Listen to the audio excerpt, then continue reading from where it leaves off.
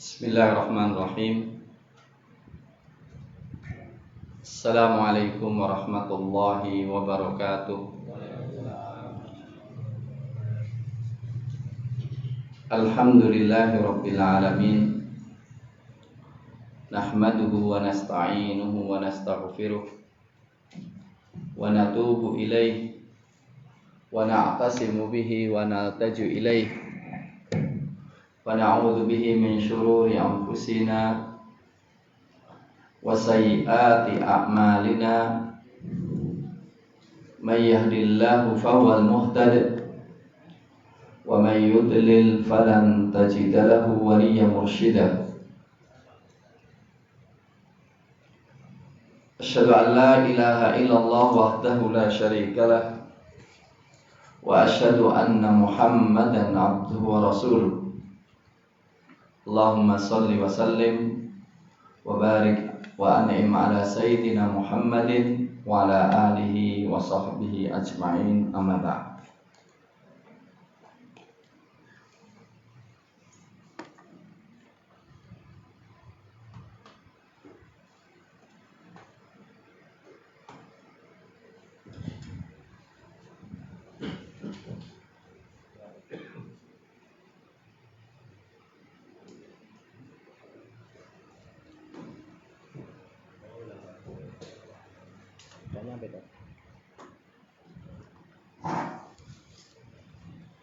Ma'asyiral muslimin, hafizakumullah. Alhamdulillah, pada malam 20 ya 20 Juni atau malam 19 Juni kita bisa bertemu kembali untuk melanjutkan kajian kita, yaitu tafsir juz amma atau tafsir surat-surat pendek, kisah suwar, dan kita sampai pada kajian surat An-Nazi'at. Sudah sampai pada beberapa ayat, tapi tidak mengapa dalam rangka untuk mengingatkan kepada kita semuanya. Kita ulang dari ayat yang pertama. A'udzu billahi minasyaitonir rajim. Bismillahirrahmanirrahim. Wan nazi'ati gharqa.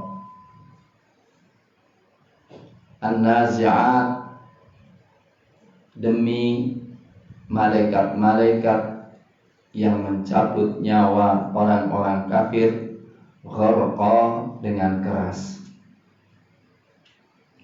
Wan nasyitati nashta, dan malaikat-malaikat yang semangat mencabut nyawa orang-orang beriman, nashta, dengan kelemah lembutan. Wan nazi'ati gharqa wan nasyitati nashta was sabihati sabha, dan demi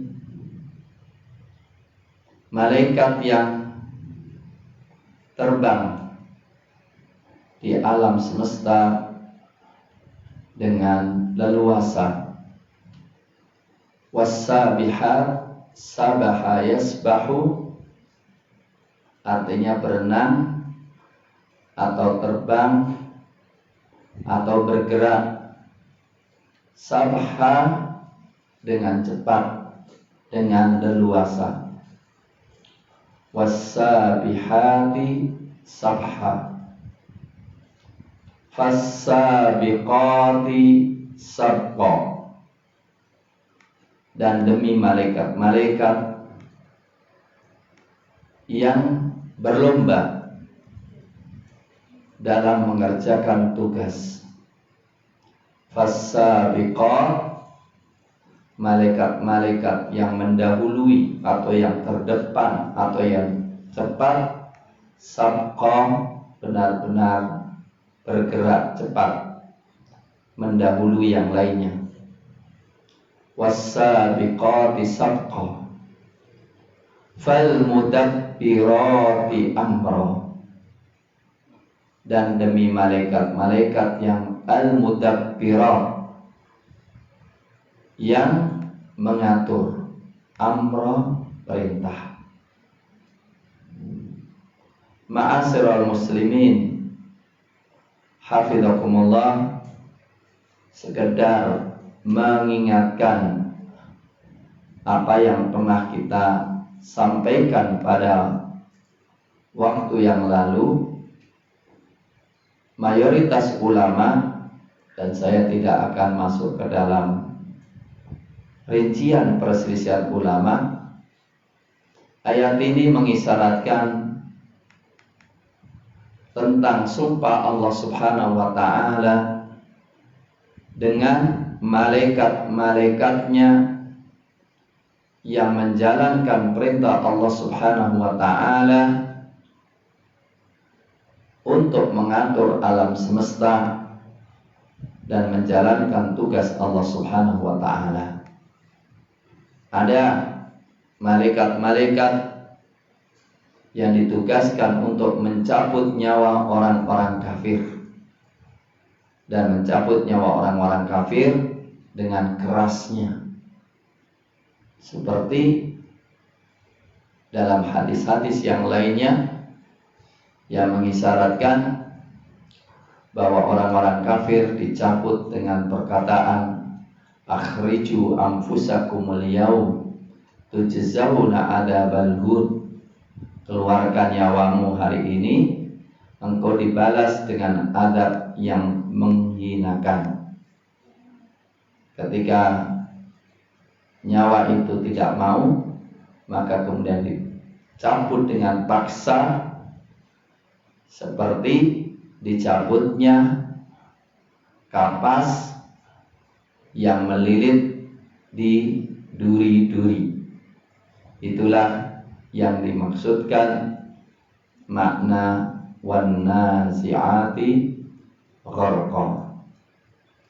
Kemudian wan nasyitati nashta, yang dimaksudkan adalah malaikat-malaikat yang mencabut nyawa orang-orang beriman dengan kelemah lembutan, ya, dengan kelemah lembutan yang dulu kita sampaikan di dalam hadis riwayat Imam Ahmad, ya, yaitu bahwa nyawa orang-orang beriman dicabut dengan kelemah lembutan, kemudian disambut dengan malaikat-malaikat dengan kain kafan dari surga, dan keluarnya nyawa seperti dicabut seseorang mencabut benang yang masuk dalam adonan tepung atau adonan roti, artinya dengan penuh kelembah lembutan. Itu yang dari dominan dalam tafsir para ulama. Walaupun ada menggunakan makna linguistik, yaitu nasyitoh, artinya semangat, cepat, maka kemudian ada yang menafsirkan, ya, bintang yang bergerak cepat dari ufuk ke ufuk yang lainnya.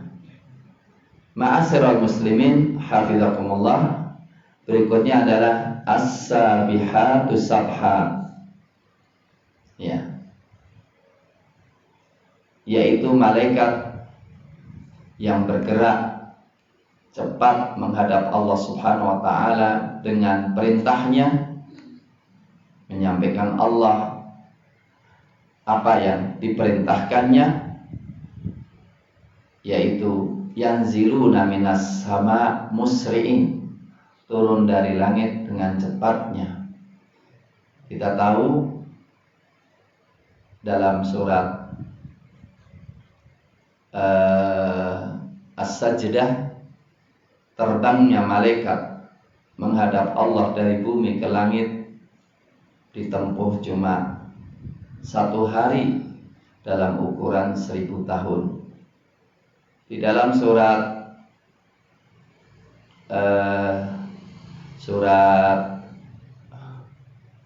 Al-Ma'arij dikatakan perginya malaikat menghadap Allah dengan kecepatan sehari 50.000 tahun, khamsina alfa sanah. Ma'asyiral muslimin hafizakumullah, as-sabihat adalah bergerak. Dikatakan dalam surat Al-Anbiya, kullum fi falakin yasbahun. Demikian juga di dalam surat Al-Yasin yang mengatakan bahwa wasyamsu tajri lil mustaqarril laha dzalika taqdirul azizil alim wal qamara qaddarnahu manazila hatta 'ada kal urjunil qadim la syamsu yanbaghi laha walal qamaru sabiqun nahar wa kullum fi falakin yasbahun. Ya. Sabah yasbahu itu kalau di air namanya renang, maka sibah itu renang. Yang dimaksudkan adalah gerak cepatnya malaikat membawa perintah Allah Subhanahu wa taala. Untuk apa? Fal mudabbirati amra. Untuk mengatur perintah-perintah Allah. Dengan apa cara geraknya itu? Fas-sabiqati sabqa. Al-musabaqah artinya berlomba. Fas-sabiqati sabqa, malaikat yang cepat bergerak untuk memberikan kebaikan kepada hamba-hamba Allah. Dan ada yang mengatakan Mujahid, fas-sabiqati sabqa, malaikat yang mendahului, yang mengalahkan anak Adam dalam beramal soleh. Atau fas-sabiqati sabqa, malaikat yang mendahului atau yang cepat membawa ruh orang-orang beriman di surga. Maka Abdullah bin Mas'ud mengatakan, ya anfusul mu'minin tasbiqu ilal malaikatil ladzi yaqbidunaha syauqan ila liqa'illahi wa karamatihi.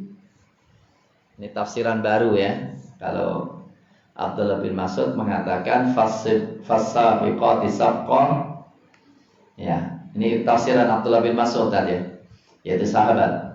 Jiwa-jiwa orang beriman yang cepat menemui malaikatnya yang mencabutnya karena rindu kepada surga.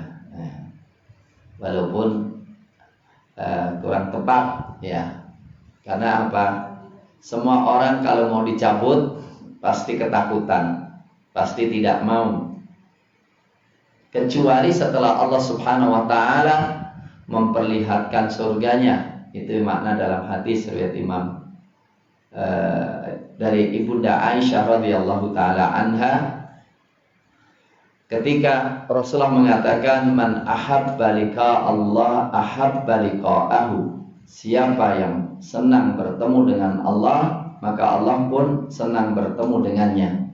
Wa man kariha liqa Allah kariha liqa'ahu, dan siapa yang membenci atau tidak suka bertemu dengan Allah, Allah pun tidak suka bertemu dengannya. Ibunda Aisyah mengatakan, ya Rasulullah, semua kita takut mati. Bagaimana? Apakah kita termasuk orang yang tidak suka ketemu dengan Allah, kemudian Allah tidak suka ketemu dengan kita? Dijawab oleh Rasulullah Sallallahu Alaihi Wasallam, ya, bahwa orang beriman ketika meninggal dunia dan merasakan beratnya kematian, Allah Subhanahu wa taala memperlihatkan surganya Dari situlah kematian menjadi suatu kenikmatan bagi orang-orang beriman. Ma'asyiral muslimin hafizakumullah, sekali lagi bahwa ayat-ayat ini adalah sumpah Allah ya, dengan para malaikatnya ya. Yang terakhir kali adalah fal mudabbirati amra. Siapa al mudabbirati amra?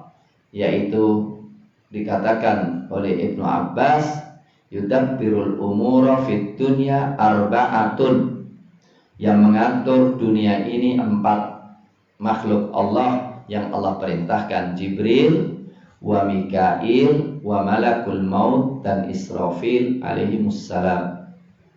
Adapun Jibril ditugaskan selain membawa wahyu, ditugaskan membawa angin dan tentara. Adapun Mikail ditugaskan untuk menurunkan hujan dan menumbuhkan tumbuh-tumbuhan. Adapun malakul maut kita tahu. Adapun Israfil yaitu menunggu, fahuwa yanzilu bil amri alaihim ya, selain meniup sangkakala yaitu membawa perintah Allah Subhanahu wa taala kepada mereka. Ada satu pelajaran yang penting dari ini semuanya. Allah tahu, Allah bisa, Allah mampu, dan Allah Maha berkuasa untuk mengatur semuanya tanpa dengan malaikat. Cukup dengan kata-kata kun fayakun. Kemudian kok dengan malaikat, apa Allah butuh malaikat? Enggak. Allah tidak membutuhkan malaikat, dan malaikatlah yang membutuhkan Allah Subhanahu wa ta'ala. Tapi itu sebetulnya pelajaran bagi kita. Pelajaran bagi kita bahwa manajemen itu penting, pembagian tugas itu penting. Jadi semuanya itu harus memiliki peran di dalam kebajikan. Jadi kita ini kalau ingin bersyukur pada Allah harus kerja, dan harus tahu peran kita di mana. Gara-gara semua kita kerjanya masing-masing, tidak ada kerjasama, dan tidak ada perhatian terhadap tugas kita, dan tidak ada pembagian peran, maka hasilnya apa? Ya seperti sekarang ini Indonesia kayak gini. Coba, ada pemberontakan yang paling dahsyat. Sebetulnya Indonesia itu sudah ada kudeta dan pemberontakan yang paling dahsyat. Yaitu apa? Pemberontakan tentang falsafah negara. Iya, falsafah negaranya ada pemberontakan. Negara itu, rohnya itu ada di falsafah negara, dalam perundang-undangan dan dasar negara. Ketika dasarnya kuat dan semua kembali pengelola negara dengan dasar itu, dan boleh tidaknya sesuai dengan dasar negara, maka negara itu kuat. Dasar negara itu, dunia ini, Indonesia ini tidak boleh mengatur kecuali dengan cara tauhid. Ya, pelakunya adalah manusia yang beradab, yang selalu memperhatikan persatuan bangsa, mengatur alam semesta dengan hikmah dan kebijakan untuk membawa kesejahteraan.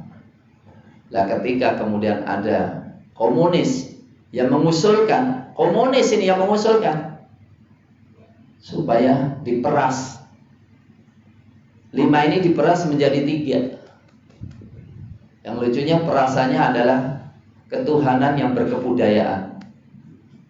Jadi Tuhan itu berbudaya gitu. Tapi diam aja semuanya. Kemudian mau diperas lagi dengan Eka Sila, yaitu gotong royong. Tuhannya gak ada, kemanusiaannya ada, adanya gotong royong. Padahal yang ngomong itu, yang mengatakan Pancasila harga mati. Pertama, perbuatannya selalu menginjak-injak Pancasila. Kemudian hanya sekedar ngomong Pancasila harga mati, semua orang percaya. Buktinya juga berkuasa. Siapa yang percaya? Ya orang yang ngaji-ngaji kayak gini kan. Oh, yang milih gitu juga yang ngaji-ngaji. Udah ngaji tiap hari, tapi kalau pemilu yang dipilih siapa? Orang yang itu juga, itu kan bir. Ya, dan nggak merasa dosa dia. Dalili ustadznya juga. Yang ngomong Pancasila, ya itu juga. Kemudian setelah itu diperas menjadi 3, kemudian diperas menjadi 1. Kan habis. Dulu ada Nasakom, Nasional Agama Komunis. Sama mengajak kepada itu. Itu yang kemudian terjadi pemberontakan jadi ini. Dan coba sekarang kalau Pancasila kemudian komunis dibolehkan, kemudian ketuhanan Maha Esa dihilangkan, apa yang sisa dari Indonesia? Gotong royong itu yang penting kerjasama, walaupun merampok negara. Iya. Jadi Indonesia akan dikuasai oleh orang yang pintar kerjasama ngerampok negara. Yang penting apa? Kerjasama dalam apa? Kemungkaran. Maka TVRI diberikan orang playboy. TVRI diberikan playboy yang nanti akan mendidik masyarakat kerusakan itu. Ketua Badan Pembina Ideologi Negara seorang profesor yang menghalalkan zina. Sisa apa coba? Ini semua bentuk kekufuran kita bersama. Kalau saya sih tidak nyalain iblis ya jika menyesatkan. Memang kerjanya iblis menyesatkan. Gak usah disalahkan orang kafir. Memang orang kafir sejak sononya benci kepada Islam. Orang kafir itu membenci pada Islam. Komunis itu membenci Islam. Itu sononya. Tetapi mereka tidak akan berkuasa kecuali dipercaya dan dipilih. Siapa yang milih? Yang suka ngaku Islam itu. Yang suka ngaku ngaji itu. Tapi nggak paham-paham. Kurang apa coba? Real di lapangan kan? Kita ngaku Islam, tapi penguasanya komunis-komunis gitu.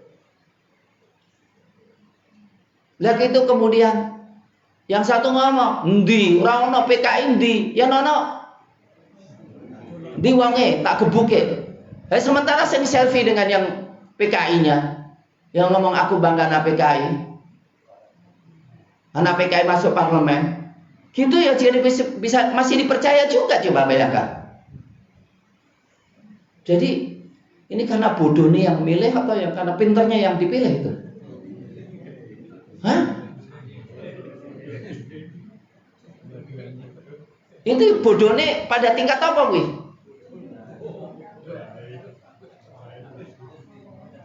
Wis ora ono kata-kata sing iso diomongke kon.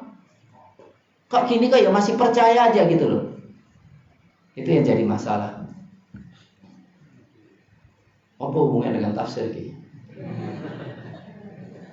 Ono hubungannya ora ki? Ono. Ora dihubung-hubungi ono hubungane. Lah kan pelajaran. Allah menjadikan alam semesta ini teratur karena Allah telah mengaturnya. Menunjukkan nih ada malaikat ini, ada malaikat itu. Lah kita itu perannya apa? Jangan sampai orang yang ngaji, udah aku aman masuk, pasti masuk surga deh. Yang penting datang ngaji. Loh, perannya apa? Sering ngaji tapi anaknya jadi aktivis kiri PKI, diam aja. Iya. Ini kan gak jelas ini. Jelas semua. Ini sumpah. Jadi kalau Allah Subhanahu wa ta'ala mengajari itu maksudnya, apalagi kita sebagai manusia, ya nggak bisa kerja sendiri. Ustadz tuh nggak bisa sendiri. Ustadz itu nggak bisa sendiri. Kalau nggak bareng-bareng nggak mungkin. Maka yang sekarang sedang rame-rame ini harus kita tolak, itu nggak bisa sendiri. Semuanya harus ngomong. rencana undang-undang haluan ideologi Pancasila itu buatan komunis. Ingin melegalkan komunis di Indonesia, ingin memojokkan Islam, ingin menghilangkan ketuhanan yang Maha Esa, ingin merampok ideologi negara. Kalau ideologinya negara diganti, dirusak, dikurangi, sudah habis. Mereka berkuasa dengan leluasa. Ini penting. Ma'asyiral muslim penting. Coba sekarang nanti kalau kita mati, dan kita nggak tahu kapan mati, dan banyak yang sudah mati walaupun masih muda. Kalau ditanya, peranmu apa dalam membela negara? Peranmu apa dalam membela negara? Yang lucunya kemarin itu saya didatangi polisi. Ngomong, saya diutus langsung oleh Kapolda. Ustaz Muin, tolong agak jangan keras-keras. Tanya, sing kerasnya apa wi? Terus pokoknya bantu aku. Bantu apa? Yang satu ngomong, aku itu dipeseni atasanku untuk ngerjain Ustaz Muin, cuma saya nggak mau. Kondisinya kayak gini sudah Indonesia ini. Baik. Apa jawaban daripada sumpah itu? Demi. Apa jawabannya? Biasanya ada. Wa jawabu hadil aqsam mahdzuf. Jawaban ini tidak disebutkan, yaitu la tub'atsunna tsumma la tuhasabunna. Kalian itu akan dibangkitkan lagi dan akan dihisab lagi. Artinya Allah ingin menunjukkan, nih malaikat-malaikat ngatur kan, di antara malaikat juga mencatat amal kalian semuanya. Kami mampu untuk membangkitkan kalian dan kami akan menghisab kalian semuanya. Itu ma'asyiral muslimin, hisab itu, perhitungan itu serius. Apa yang diperhitungkan dari kita? Misi kita hidup ini apa? Kok sampai negara dibawa pada komunis kita diam itu? Bukan masalah kecil.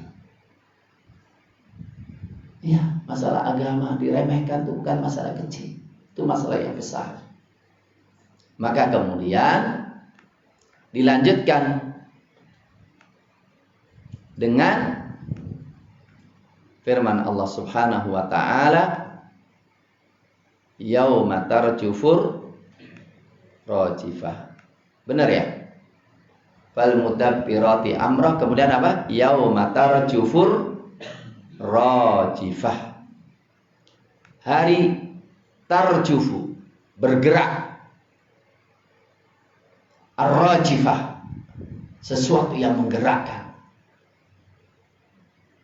Tatba'uha, mengikutinya. Ar-radifah, sesuatu yang bonceng, maksudnya gerakan lain.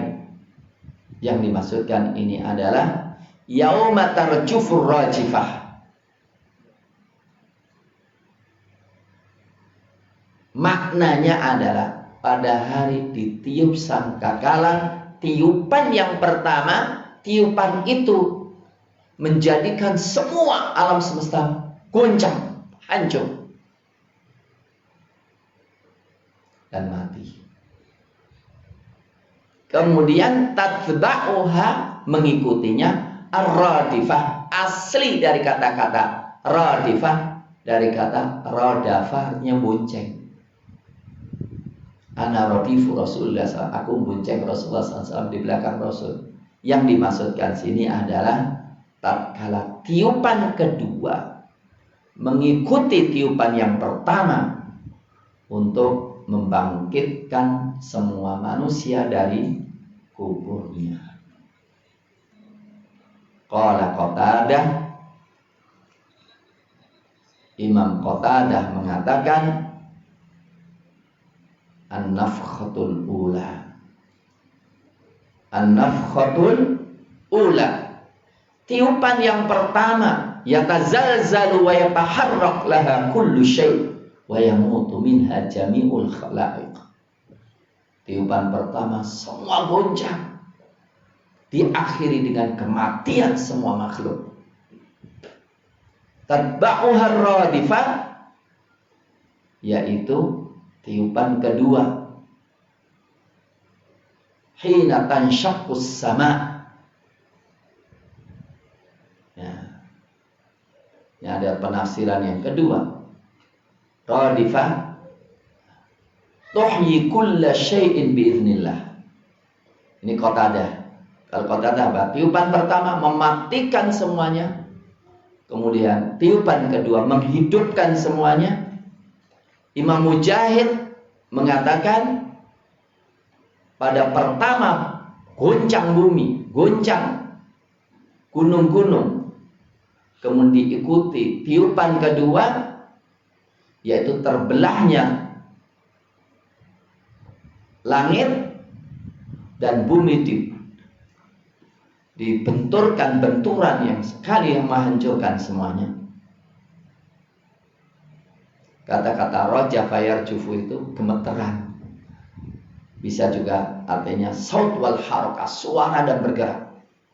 Tapi yang jelas ma'asyiral muslimin, ada beberapa yang menafsirkan tiupan itu ada 3. Pertama, tiupan yang membuat semua pingsan. Tiupan kedua menghancurkan dan matikan. Tiupan kedua adalah menghidupkan. Tapi kalau dikatakan 2 tiupan, yang satu menghancurkan, tiupan kedua membangkitkan, sesuatu yang tidak salah pula.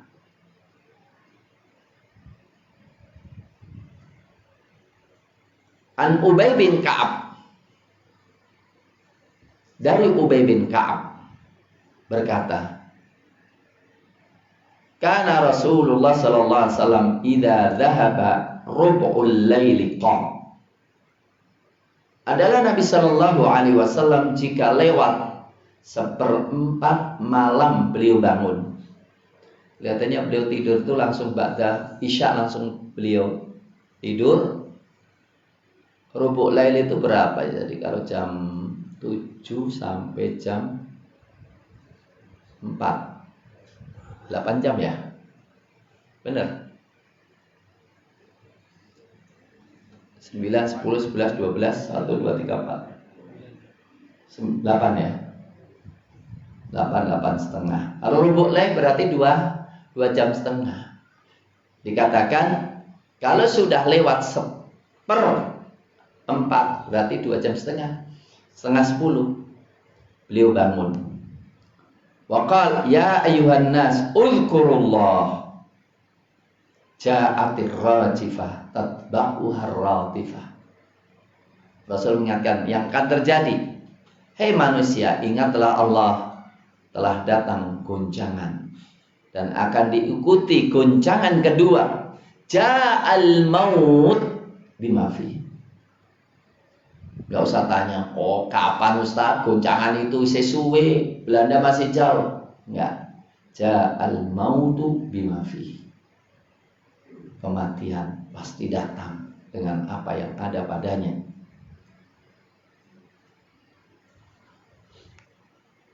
Ja'al mautu bima fi. Jadi Rasul mengingatkan apa? Kematian itu sebetulnya mau tidak mau sebagai goncangan bagi kita semuanya. Qulubu yawma idzin wajifah. Qulub, ketika terjadi kiamat itu, qulubu yawma idzin, hati pada hari itu wajifah. Wajifah itu artinya wajilah, gemeteran dengan penuh ketakutan.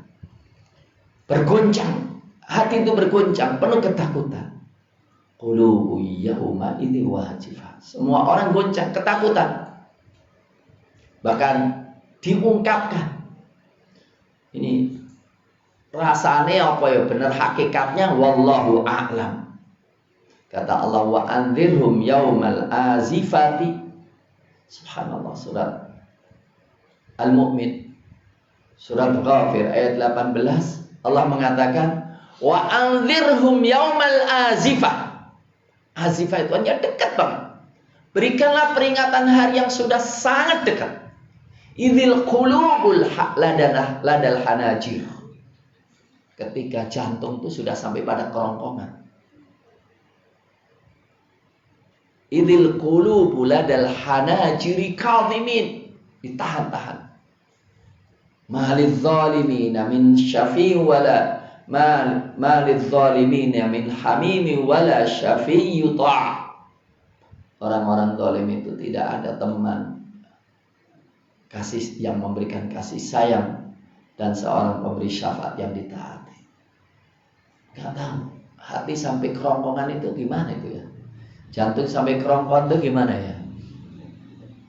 Ada dokternya ya? Wirasane apa ya sampai mencolok itu ya, orang ngerti ya. Tapi yang jelas itu jelas, imma benar-benar mencolok sampai kerongkongan atau rasanya kayak sudah sampai pada kerongkongan. Maka dikatakan yakhafuna yauman tataqallabul qulub fihi wal absar. Hati itu guncang, mata itu pandangannya. Itu hari kiamat.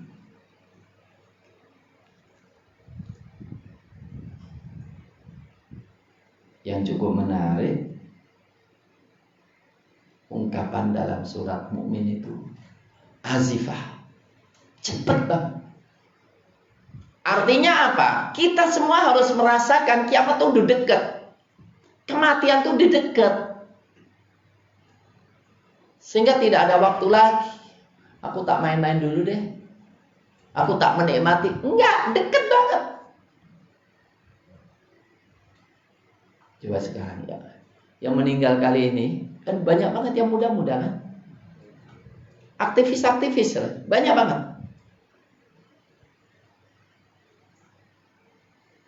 Lulusan-lulusan Ikmas itu, Ikatan Alumni Pondok As-Salam itu kan selalu ngomongkan, ya Allah, murid-murid saya lulus 97, lulus ini.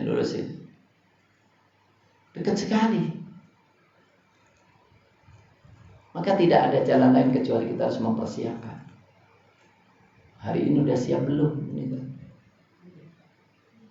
Kalau hari ini belum, coba kira-kira kalau 5 tahun yang kadang ditanya udah siap belum? Belum. Berarti artinya kalau hari ini kita nggak siapkan, bisa datang kematian kita belum siap. Maka orang beriman harus siap setiap saat. Mati pasti. Setelah kematian, imma kita mendapatkan hari kiamat itu, kita masih hidup menjadi syirarul khalq, menjadi makhluk yang paling jahat. Atau kita menemui itu setelah kematian kita juga mendapatkan hari itu, kata Allah, khashi'ina minadh-dhul. Khashi'ina minadh-dhul. Khusyuk, penuh kehinaan. Surat Syura ayat 5. Absaruha khasyi'ah. Surat Absaruha khasyi'ah. Qulubu yawma idzi wajifah absaruha khasyi'ah. Pandangannya nunduk, khusyuk, rendah, hina. Siapa itu? Orang-orang kafir. Dalam surat Sajdah, ya, kalau dalam surat Sajdah ada watarul mujrimin, orang-orang yang durjana. Kalau di sini orang kafir, yaqulun, mereka mengatakan, a inna lamardudun. Apakah kita akan dikembalikan fil hafirah,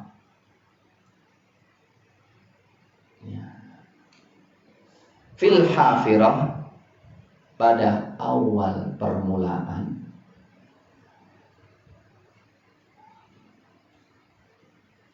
raja'a fulan ila hafiratihi raja'a min haitsu ja. Jadi hafirah itu maknanya awal mula. Dan juga dia mengatakan hafiratu wajhul ardi allati tuhfaru fiha kuburu. Permukaan bumi yang digali kuburannya. Dikatakan hafirah karena permanen.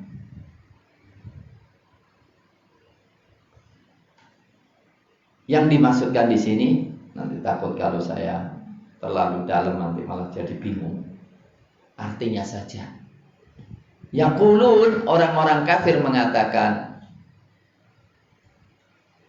inna lamardudun, apakah kita itu dikembalikan fil hafirah, di awal mula, yaitu kita hidup, kita bangun lagi, kita hidup lagi dengan badan yang sempurna lagi. Aidza kunna idhaman nakhirah, apakah ketika kita sudah menjadi tulang belulang yang remek, yang rapuh, mengingkari kiamat? Qalu, mereka mengatakan, tilka idzan karratun khasirah. Kalau begitu, idzan, tilka itu, idzan kalau begitu, karratun khasirah, kembali yang rugi. Ini ada dua makna ya. Makna pertama, kalau kita rugi banget dong kalau kita balik setelah kematian kita, atau perbuatan itu sia-sia, rugi, nggak ada manfaatnya.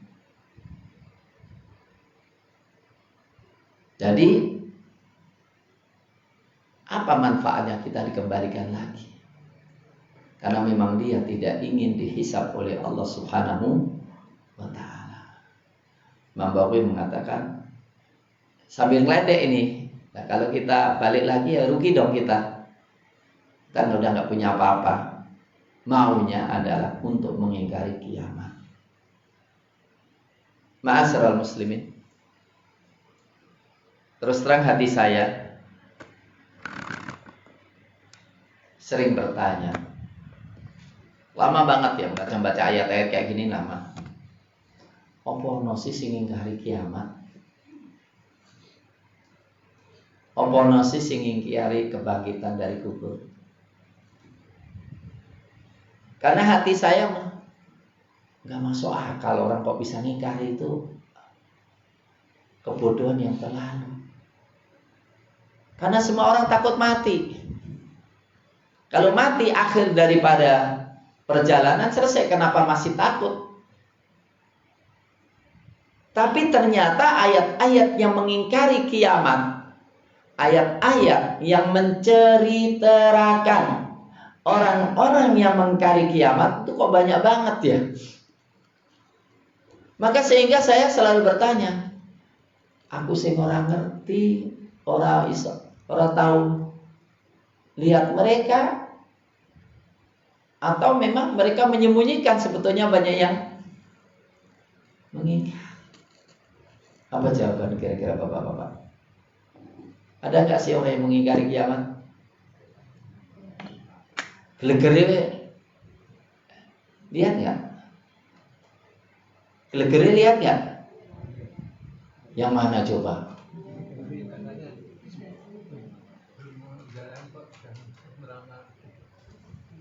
Nah, nenek-nenek tua. Nenek-nenek tua pernah mengungkapkan jati dirinya. Yang lucunya, nenek tua itu ngomong di depan orang-orang yang sudah dikelei. Ada jenderalnya, ada profesornya, ada kiainya, ngomong kayak orang yang punya ideologi tertutup itu. yang nakut-nakuti orang dengan hari kebangkitan yang dirinya sendiri belum pernah merasakan. Kemudian semua tepuk tangan. Ada nggak gitu? Maka kemudian mencelakakan rakyat sekian banyak, ya ora takut sama sekali. Orang itu kalau tidak takut kiamat mau ditakuti apa? Neraka, wong nggak percaya.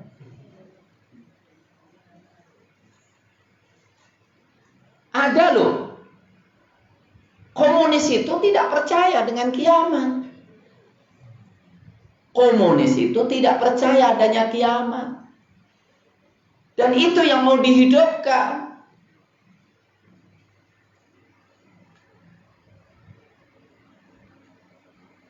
Dan banyak banget di Indonesia banyak. Oh, buktinya mereka punya wakil banyak. Bayangkan aja. Yang dipengaruhi mereka banyak.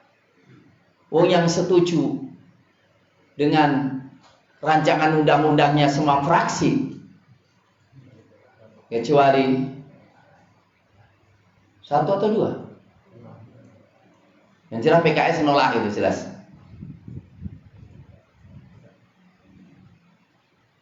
Karena kita nggak melihat mereka. Tapi yang jelas orang yang memabuk-mabukan, orang yang korupsi seenaknya, orang yang menghilangkan nyawa orang. Ya. Lalu sudah nyiram. Lo kok bilang nggak sengaja itu biar.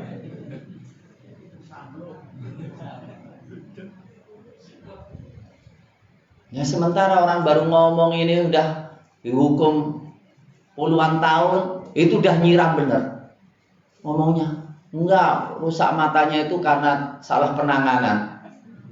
Saya ngomong apa aja gitu.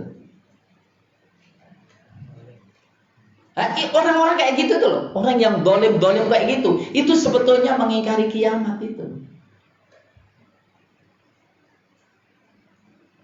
Sebab kalau orang yakin kiamat, nggak berani macam-macam dia. Maka Allah Subhanahu wa ta'ala mengatakan fa innama hiya zajratun wahidah. Tiada lain, kiamat itu tidak usah terlalu sulit-sulit, cukup zajratun, zajrah, sayhah wahidah, sekali tiupan. Zajrah, sayhah, teriakan wahidah sekali. Sebenarnya kalimat zajaro itu artinya teriakan melarang, cemooh gitu. Tapi kok kiamat tiupan dikatakan zajroh gitu. Wah, itu dalam banget itu. Ingat, mestinya ingat tiupan hari kiamat membuat kita itu berhenti dari kemungkaran gitu loh. Maka dikatakan fa innama hiya zajratun wahidah. Kalau artinya fa innama hiya zajratun wahidah secara bahasa bisa berarti tiada lain sekali larangan, teriakan larangan sekali. Tapi kalau larangan kan di dunia, nah itu di akhirat. Mestinya hari kiamat melahirkan kita untuk apa? Berhenti. Maka bagus. Kahil bagus. Banyak orang mengatakan kiamat pun gak ada dalilnya. Itu orang terbelakang dalam macamnya bicara kiamat. Semua orang, kita semua ini, mohon maaf, ketika kita tergoda, gak percaya dengan hari kiamat, kira-kira yang ngerem apa? Bapak-bapak yang kelihatannya soleh-soleh ini ya. Ketika berdua dengan wanita yang cantik, menggoda, dia yang duluan daripada kita, merayu-rayu, dan kita tidak percaya di kiamat, kira-kira apa yang ngerem?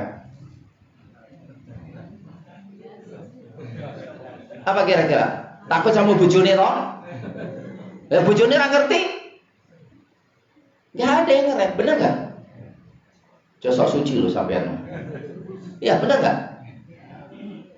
Saya sendiri begitu. Saya kalau gak hari kiamat, gawat, orang masih keren belas. Walaupun ceramah gini, tapi kalau maksiat yo nekat gitu. Cuma alhamdulillah ada kiamat. Itu yang keren saya. Coba kalau ada duit 1 triliun gitu, nggak ingat kiamat dan aman, kira-kira diambil nggak? Cosok suci loh, sampean tuh. Walaupun sampean agak baik dikit daripada saya gitu ya, tapi insya Allah ya nggak terlalu jauh amat ya. Nggak ada yang ngerem, bener. Nggak ada yang ngerem kita kecuali takut neraka. Bandingin, nikmatnya si piro toh. Neraka ngilangin semua kebentuk kenikmatan. Itulah Allah mengatakan fa innama hiya zajratun wahidah. Fa idahum bisahirah. Tiba-tiba mereka bisahirah wajhul ardi. Saru ala wajhil ardi ba'da ma kanu fi jawfiha. Itu sahirah itu aslinya sahirah. Kalau sahar itu artinya nggak tidur malam. Kalau nggak tidur malam itu kan melek, kelihatan. Maksudnya sahirah itu tanah yang rata yang bisa dilihat dari mana saja. Karena hari kiamat semuanya tanahnya rata, semuanya nggak ada yang tinggi yang rendah. Kayak orang nggak tidur lihat semuanya. Dan dikatakan oleh Syekh Imam Baghawi yang tadinya dari dalam semua naik ke atas semuanya. Tidak ada yang disimpan di dalam kuburan. Artinya apa? Cukup satu tiupan semua bangkit semuanya, hidup semuanya di atas tanah. Ma'asyiral muslimin, hafizakumullah.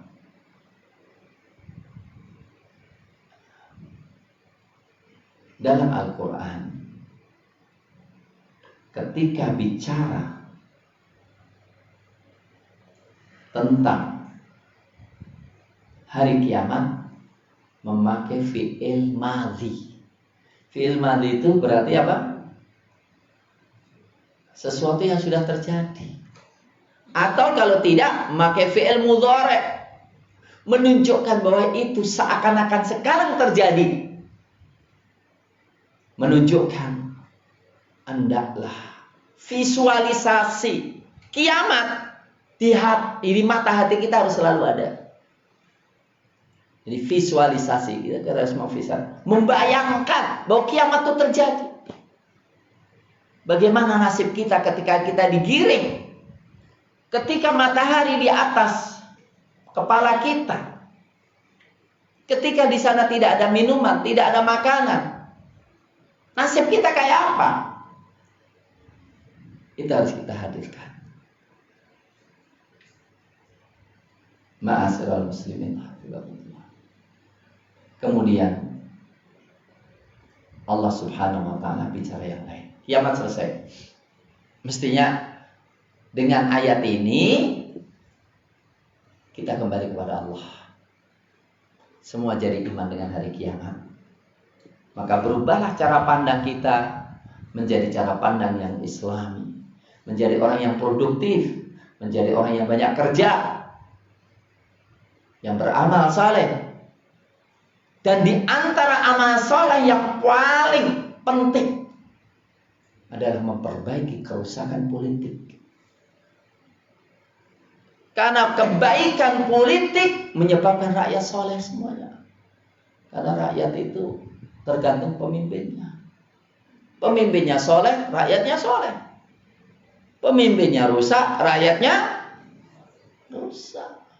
Walaupun pemimpin munculnya juga dari rakyat. Maka ngaji itu ngaji politik supaya rakyatnya jadi soleh. Tahu milih pemimpin yang baik. Maka kemudian Allah menceritakan tentang peran Nabi yang besar, yaitu Nabi Musa alaihissalam, di dalam mendakwai Firaun yang ngaku sebagai Tuhan, supaya taubat, menerima kebenaran.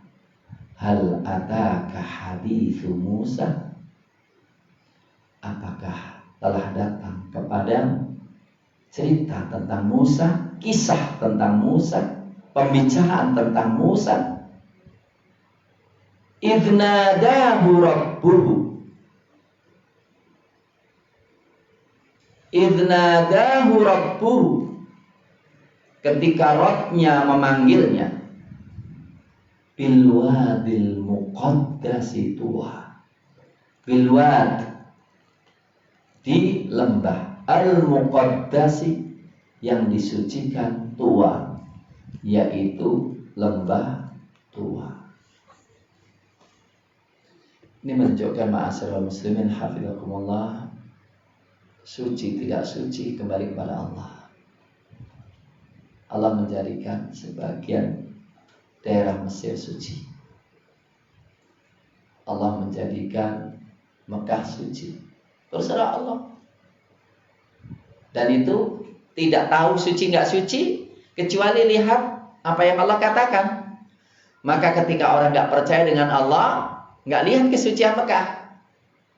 Itulah Armando dan lainnya yang ngomong, melecehkan haji dan umrah itu hanya sia-sia belaka, karena nggak tahu. Sekarang itu ngeri banget. Saya di HP saya itu ada omongan-omongan yang ngeri, omongan orang Saudi yang sudah menjadi Yahudi 100%. Yang ngomong, apa itu Masjidil Aqsa? Masjidil Aqsa itu nggak bedanya dengan masjid yang kita di sini, katanya. Melecehkan banget. Ya itulah kalau orang nggak percaya dengan Allah, yang nggak bisa membedakan mana yang disucikan Allah, mana yang nggak disucikan oleh Allah. Sehingga nggak bisa membedakan bulan Ramadan, bulan suci, nggak bisa membedakan. Maka sama aja bagi dia, berbuat maksiat seenaknya saja. Ini pentingnya, ya. Kemarin tuh na'udzubillah min dzalik, ada ibu-ibu sengaja berzina dengan laki-laki di Ramadan lagi. Karena apa? Ya kalau orang sudah nggak percaya dengan Allah, nggak ada yang suci, nggak ada yang suci, nggak ada yang halal maupun yang. Coba kalau orang nggak percaya dengan Allah, nggak bisa bedakan. Kita mengatakan sekarang kita yakini biar haram karena kita percaya dengan Allah. Coba kalau kita nggak yakin dengan Allah, apa kita katakan? Menguntungkan atau enggak, enak atau enggak enak, gitu kan? Ini pentingnya iman, ya. Ini pentingnya iman. Iman itulah yang menjadikan kita haram atau halal, dolim atau adil. Itu hanya iman. Tanpa iman nggak mungkin.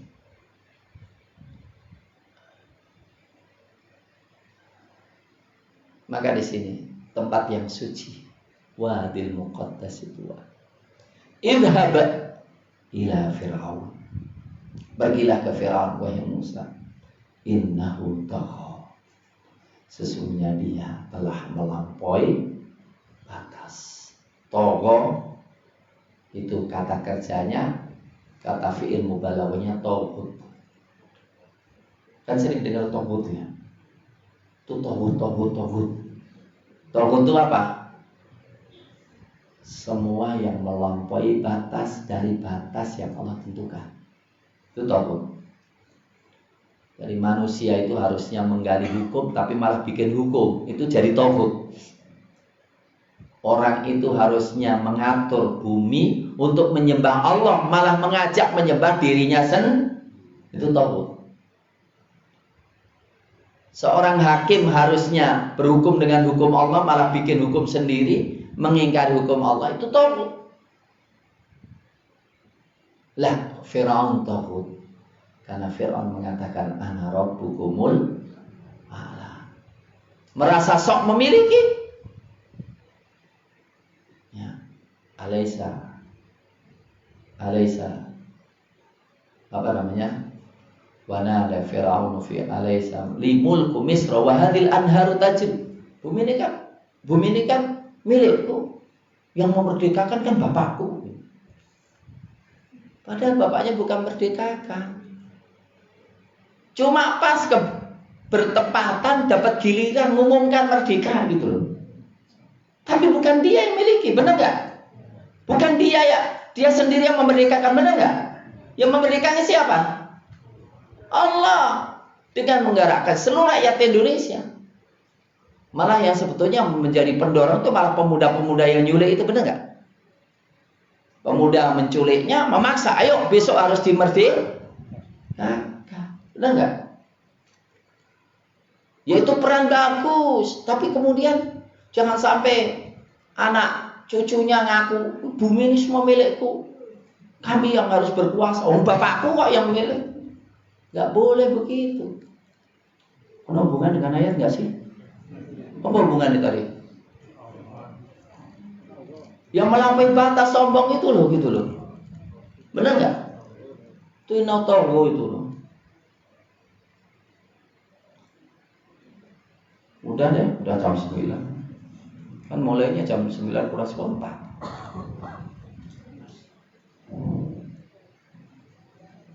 Dari tugas Nabi Musa alaihissalam yang agung yaitu mendakwai Firaun, ya, memberikan peringatan kepada Firaun, ya, untuk diajak untuk mensucikan dirinya. Fakul hal laka ila an tazakka, maukah engkau mensucikan dirimu? Wa ahdiyaka ila rabbika fatah, aku tunjuki engkau kenal dengan Rabbmu dan kau takut. Maka ketika orang tidak mensucikan dirinya dan tidak takut kepada Allah, sulit orang itu diharapkan untuk baik. Saya kira begitu aja deh ya, supaya nggak terlalu lama, tidak terlalu malam, ya. Udah ngantuk juga kelihatannya. Aku qouli hadza wa astaghfirullah li wa lakum wa jazakumullahu katsiran. Assalamualaikum warahmatullahi wabarakatuh. Waalaikumsalam. Saya mengucapkan kepada beliau Ustaz Dr. Muhyiddin Ta'ala akan menyampaikan tafsir Al-Anziyah sampai ayat ke